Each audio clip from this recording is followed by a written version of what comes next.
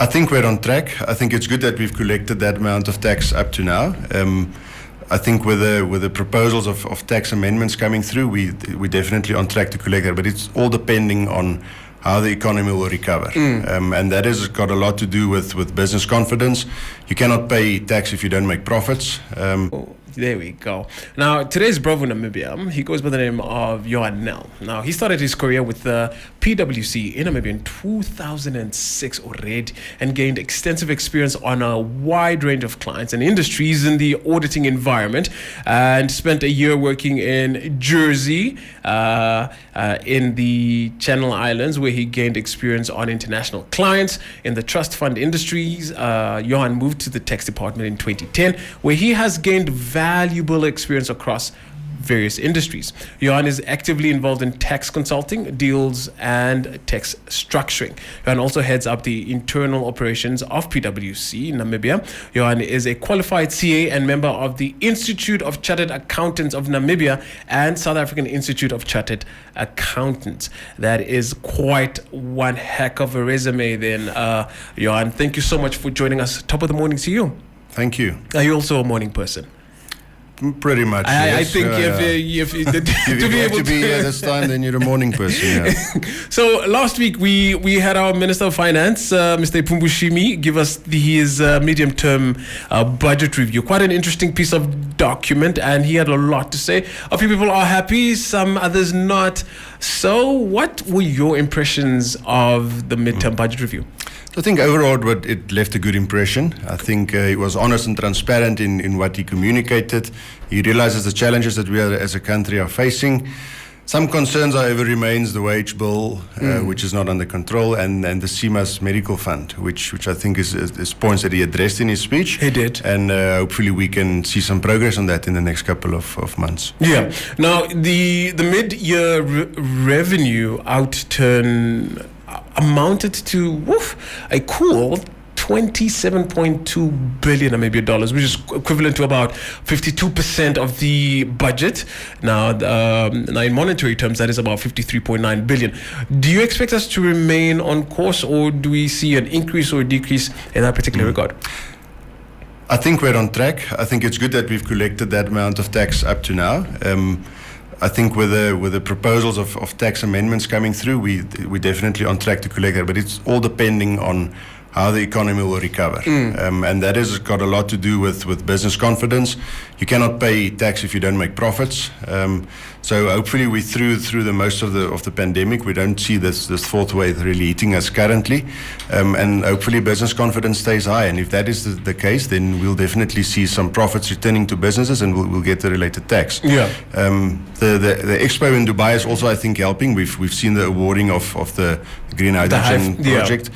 To Hyphen, yes, and we hopefully some other policy changes will lead to increased investor confidence, which leads to more investment, and that will lead to taxes, hopefully. Yeah. When the Minister of Finance spoke about tax regulation and tax regimes as we are right now, where did anything really stand out for you? Were there concerns, or not even concerns, but were there areas of like, okay, this is good, we're headed in the right direction? I think there's concern from the business community around a few of the tax proposals, and if I can touch on them now. Yes, please. So one of them is the introduction or the removing of exemption on asset management services, which has got a massive impact on the financial services industry and the return on investment for us as the people that are investing our money. Then there's also the dividends tax that's being proposed, a local withholding tax on dividends, which again influences the return on investment for investors. And we really want the stakeholders to speak to the ministry to make sure that they give insight. The minister did indicate that there's still time for consultations, so that we see if we can affect this. Because yes, it's good to have new taxes being introduced, but if we don't know what the impact on the economy is, it could be very, very hurtful and detrimental to the economy in the end. Johan, I want to Okay, let me. You know what? I'll put that at the end because there was something that I did want to. I wanted to put you on the spot there. But what is the outlook in terms of expenditure reallocation? We do know that defense, which we won't really get into much, health did get about a cool $400 million reallocation. Education, also did. I mean, these are areas that we understand. They are very, very important. Health, COVID-19 and what's going on in the country right now. Education, we all know how important education is. But were there other reallocations that were a bit of a surprise for you, and reallocations that you wanted to see in other areas in government? No, not really surprises. Most of the ministries that usually get these reallocations, or the top ministries, did get it. So you spoke about defense, you spoke about Minister of Education, Arts and Cultures. We've got Health and Social Services. They all received about 400 million. Ministry of Finance got around 230 million. Yeah. A lot of that has got to do with CMAS and things like that. Right. Ministry of Public Enterprises, there's a bit of a bailout there for NBC. Yeah.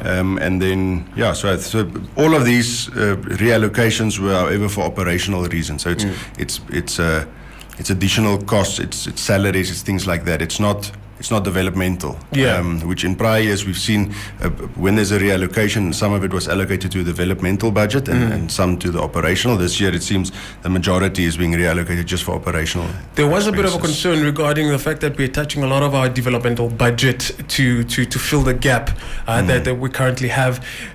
Speak to us a bit about that. Was there a different way? Did the minister really find it very difficult walking that tightrope?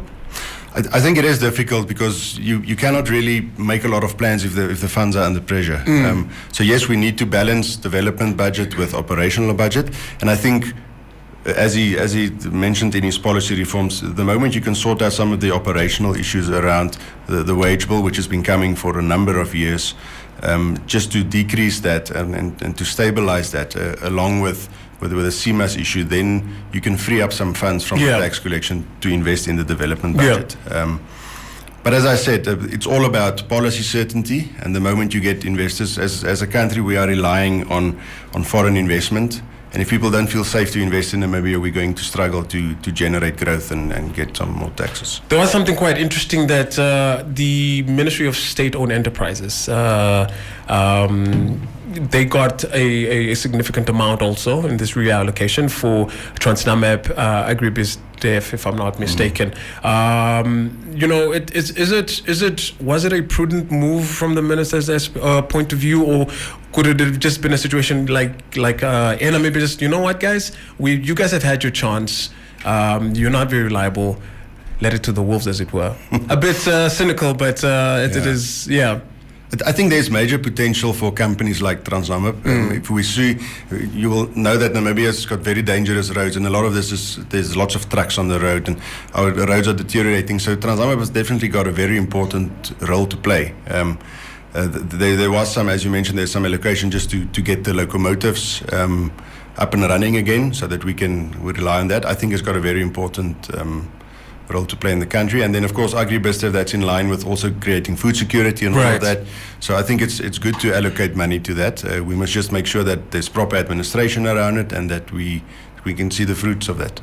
Before we let you go, seeing that you are a tax person, can you perhaps mention just a few amendments proposed during the mid-year budget speech? Yeah. So as I mentioned before, we've got the withholding tax on dividends that's going to be implemented, and a lot of the financial services industry is quite skeptical about the impact of that, and they're going to raise their concerns with the minister in that regard. A positive thing for the individual is that your contributions to the pension fund, retirement fund, study policies, which is currently capped at 40,000, will be increased to 150,000 per annum. So that's a positive. Some of the other amendments are the proposal for the zero rating of sanitary pads, which makes it more affordable. And then, as I mentioned, the VAT exemption on asset management services, which will be removed. That is again a big concern for the financial services industry, especially the asset management guys. So hopefully there's still time for consultation with the minister, and we don't see something being pushed through by the end of December. Our hope is that it's going to go into next year. You mentioned consultation quite frequently just now, and if I'm putting you on the spot, Johan, if you had the ear of the minister today, at this very moment, what would you whisper? I think again, and then it's not something new, but it is about looking at the impact of looking at the cost versus benefit. Right. We're introducing new taxes. Are we sure how much are we going to collect realistically versus the cost of losing some of the benefits that are currently there?